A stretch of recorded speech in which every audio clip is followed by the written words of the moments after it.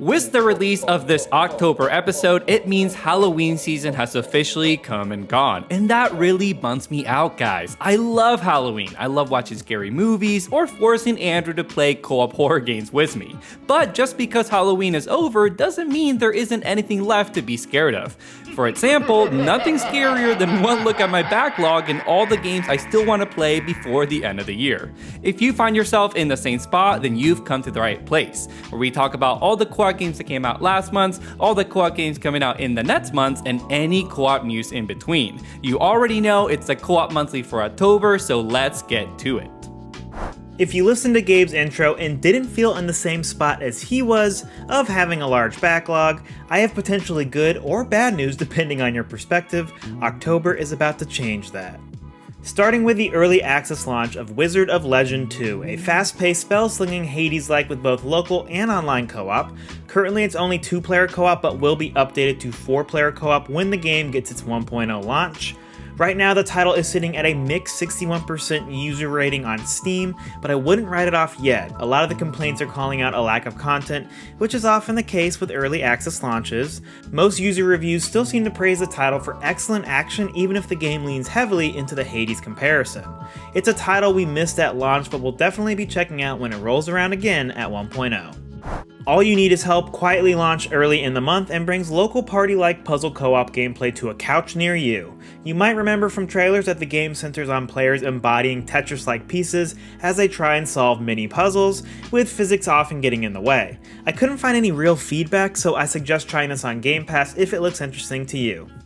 Anima Flux is a title that is on our shortlist to try out. It was released on the 7th to a handful of very positive user ratings on Steam. This is a local co-op Metroidvania where you can play as 2 different characters with unique abilities in a hostile alien world. Not a ton of buzz on this one either, but I heard it's short and doesn't overstay its welcome. Plus, this is a genre that sees fewer and fewer co-op features every year, so it could be worth filling your Metroidvania kick.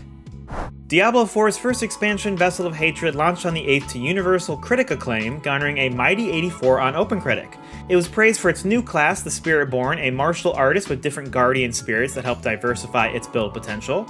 The Dark Citadel also sounds like an interesting addition to the endgame, a dungeon that requires co-op play and allows high-level players to hone their builds into a well-oiled team, but Gabe and I are a little bit too busy to return to Diablo right now, as enticing as all of that sounds, so let us know if you did in the comments below and what your thoughts were. I'm sure it's going to be incredibly civil down there.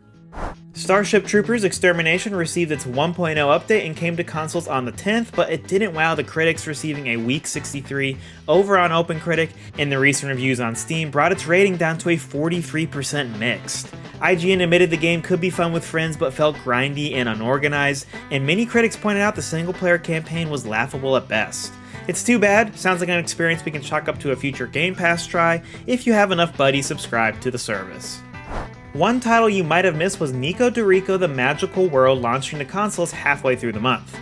It's a classic example of a smaller studio answering the lack of a proper Donkey Kong Country or Crash Bandicoot release in recent times, with an experience that pays homage, maybe a little bit too closely, or at least that's what a lot of the critics said, with a strong 75 on OpenCritic. But keeping close to your inspirations isn't the end of the world if the game is fun, and that seems to be the case with this one. MechWarrior 5 Clans found its way onto our backlog on the 17th. It's got a 77 on OpenCritic and sounds like a real coming out party for the beloved but kind of obscure series. I say obscure because we've covered the industry for a while now, and this feels like the first time in the series that I've seen it garner several major outlet reviews despite a very busy October season. However, despite that initial praise, I have to warn you that several outlets said the game's co-op may be the way to play, but at a later date due to some serious server and bug issues in the multiplayer experience. With that in mind, it'll hang out on our backlog until we know it's time to return and actually give it a go. It feels like lately everything the Turtles touch turns to gold, up until the release of Mutants Unleashed, that is. The movie to video game adaptation brings back the early 2000s trend of missing the mark, with a weak 63 on OpenCritic. Some outlets praise the game for taking swings in the story and Persona-esque mission structure, but overall it sounds like the game lacks the polish on the gameplay side to hold up to the likes of Splintered Fate or Shredder's Revenge.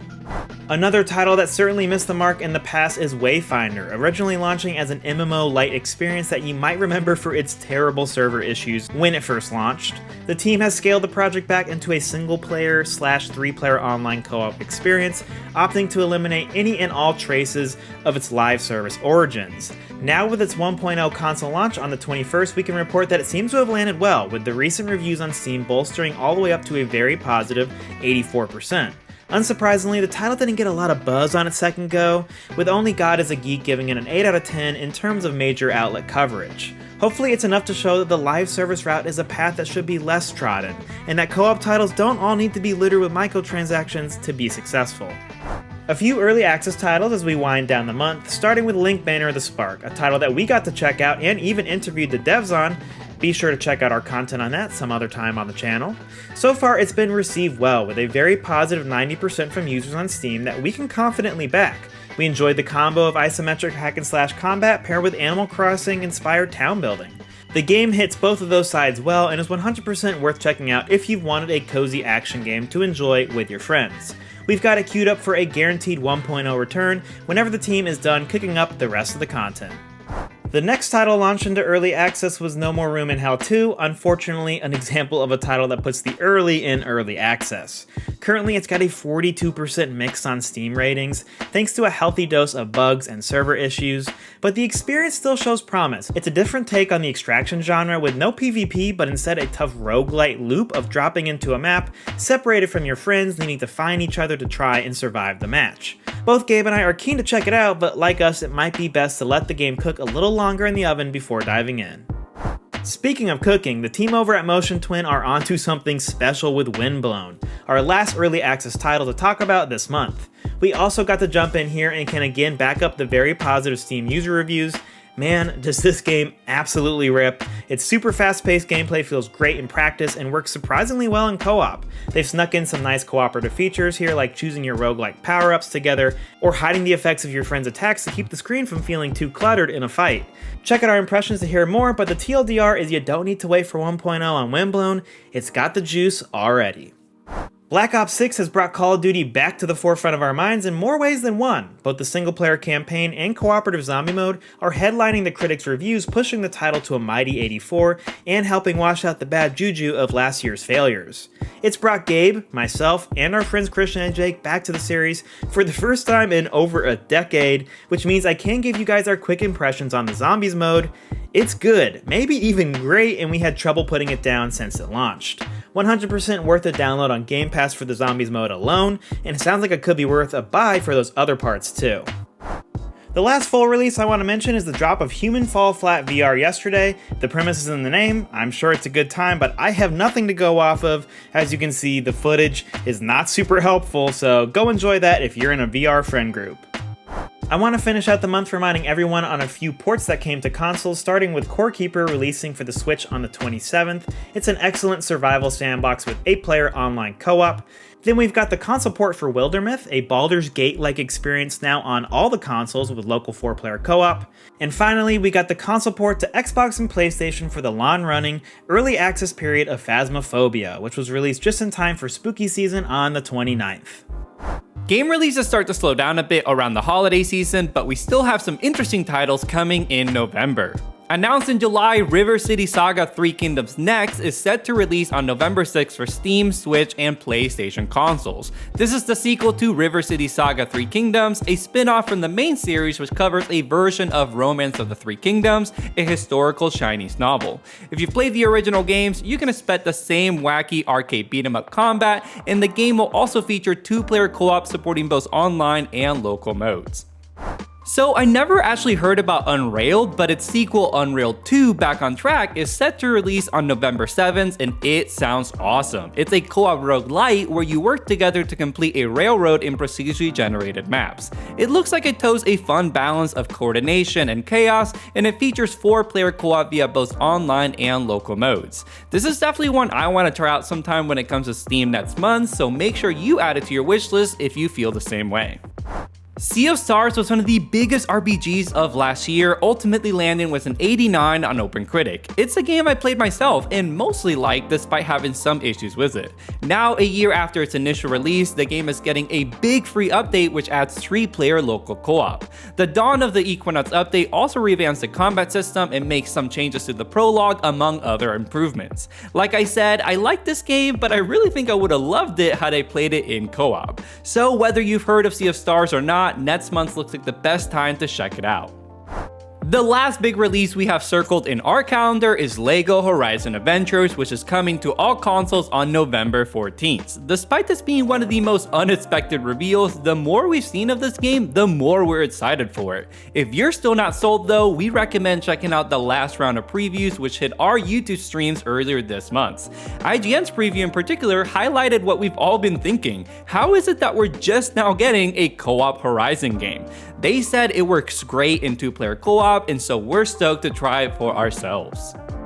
Towers of Aghasba is that co-op sandbox title that finally got a release date at last month's State of Play, so here's your reminder that it's launching onto Early Access on November 19th for Steam and PS5. This game has always looked super ambitious to me, and I'm really curious to see if they can land the plane with it. I'm sure it's going to be a long journey, as it tends to be with these Early Access games, especially survival crafting titles. The game supports 4-player online co-op, so if it looks up your alley, make sure to check it out later next month. And lastly, I wanted to make sure we make you aware that Ravenswatch is coming to PlayStation and Xbox consoles next month on the 28th. We've had an absolute blast with this 4-player online roguelite, so if you've been waiting for that console release, you don't have to wait much longer. And if you haven't heard of this one, then be sure to check out our glowing review to see what all the fuss is about. With the Wii Shop music playing, I'm sure you all know what time it is, the Patreon promotion segment. Shout out to Michael Heyman, Tina O'Brien, and Sebastian for joining since our last time giving out the shoutouts. They're getting benefits like a monthly newsletter, voting on upcoming video topics, and Play and Banter, our Patreon exclusive series where we talk about our thoughts on a game while playing it, which is a special skill, let me just say. So consider supporting our humble 2-man team so you can get a shoutout of your own. Now back to the next show.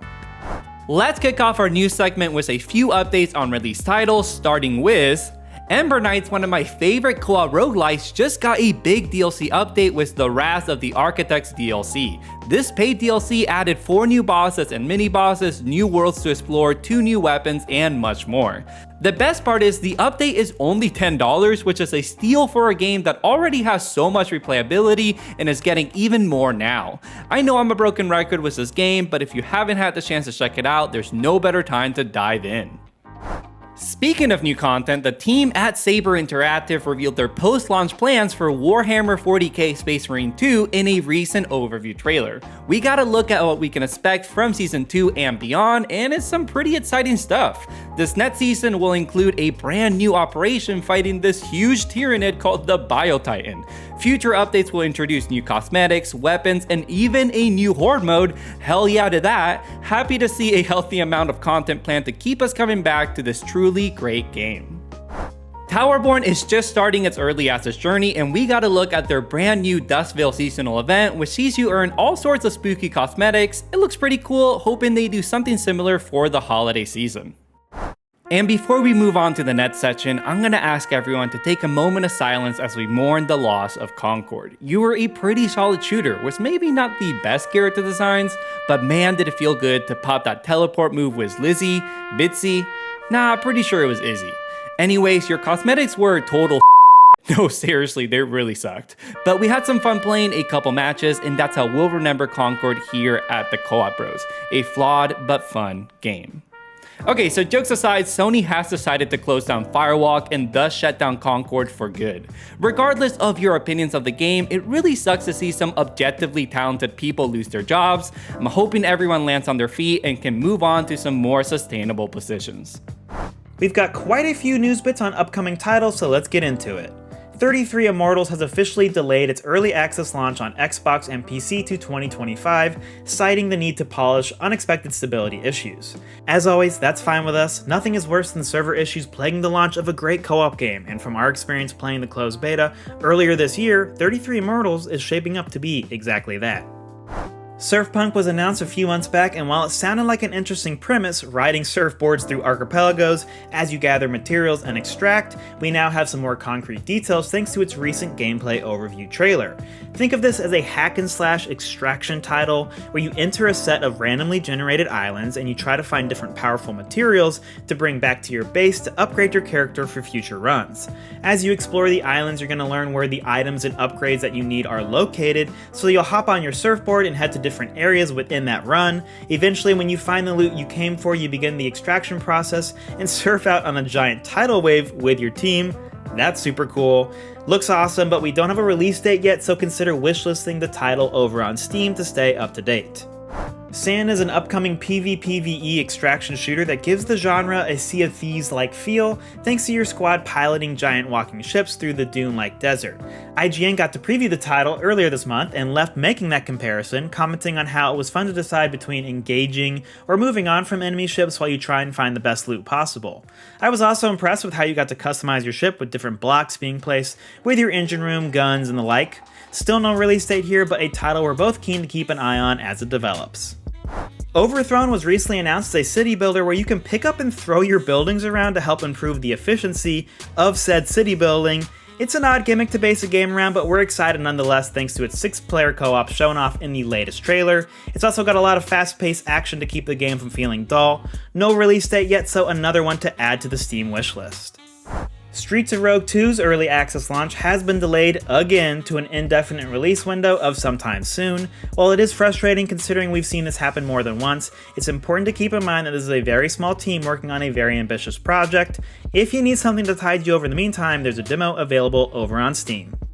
We got our second look at the upcoming cozy horror co-op game Haunted Paws, a title we both have on our wishlist. It shows off some gameplay like peeing to trip up your enemies and solving puzzles apart from your co-op partner by doing things dogs would, like digging up clues. Another one with no release date though, so despite sounding like a broken record, I suggest you go check this out and wishlist it on Steam. Monster Hunter Wilds is currently in the middle of its open beta, so consider hopping in if you want a little taste of the upcoming frontrunner for co-op game of the year 2025. Jokes aside, Gabe and I got to hop on a couple of days early on our PS5s, and we of course had a great time. The game feels more cinematic than usual with seamless gameplay to cutscene moments, and the world feels more alive than ever with the base being integrated into the open world. I'm disappointed that the Insect Glaive is losing some of its mobility. Shout out to my Insect Glaive boys, you know what I'm talking about. And the visuals might be a step behind in 2024, but this is still Monster Hunter. They're doing a lot with this open world, so I can kind of get it. It's still going to be a great time with your friends, don't you worry. And I'm going to use this opportunity to remind you to subscribe, because Gabe and I are going to be playing much more over the weekend, and we'll have our co-op impressions next week. So if you want to watch that as soon as it goes up, subscribe, hit the bell, and we'll see you then. Now back to the show. Real quick delay to mention, Path of Exile 2 has been pushed back a few weeks from November 15th to December 6th. The game director explained it candidly as a desire to get all their server issues down pat before the launch, and I think that's probably going to be the right move. Last news bit on upcoming titles is for Sniper Elite Resistance. The next game in the series promises the same online co-op both Gabe and I enjoyed in Sniper Elite 5. This is shaping up to be the first co-op review of 2025 with that new January 30th release date. So Rebellion, if you're listening, feel free to send us those codes early so we have something to play in a usually very dry January. Moving on to our last news segment here, and we got some pretty exciting game announcements, so let's dive in. Thunderfolk was announced a couple weeks ago, and it looks like a really cool and ambitious project. The elevator pitch here is basically Jackbox meets Gloomhaven, because Thunderfolk is essentially a turn-based tactical RPG where you and your friends play using your phones. The game does have a free dedicated app that acts as your inventory, hand of cards, and more. Normally, I'd find this a bit gimmicky, but it seems like the team is really focused on the couch co-op aspect and trying to bring that tabletop experience to more people. That's something I can get behind, so I'm super curious to try it out for ourselves. The game is actually being developed by the same company publishing Lynked Banner of the Spark. It's a new studio called Dreamhaven founded by a bunch of ex-Blizzard talent. That certainly makes me think there's some real budget and talent behind this, so we'll be sure to keep an eye on it. It's slated to release sometime next year. Lots of developers are leaving big companies to work on smaller projects, at least that's part of the story behind Hawthorne. This is a sandbox RPG where you play as animal and fairy creatures as you farm, build, and interact with other NPCs. The game is being developed by former BioWare and Bethesda developers who worked on games like Dragon Age and The Elder Scrolls. The game does support both online and local co-op, which is unexpected for a little title like this, so be sure to add this to your wishlist if it looks up your alley. While we don't know much about Destiny's future after the final shape, we got a pretty unexpected development with the reveal of Destiny Rising, an upcoming mobile game set in an alternate timeline from the base game. Rising is being developed by NetEase, who are also developing the upcoming Marvel Rivals. It looks like you'll be able to play the game in both third and first person, and you'll also have the choice to play as new and old heroes in addition to your own unique player character. Neither of us are big mobile gamers, but it's still cool to see an announcement like this. Hopefully the launch goes smoother than Diablo Immortal, another NetEase title.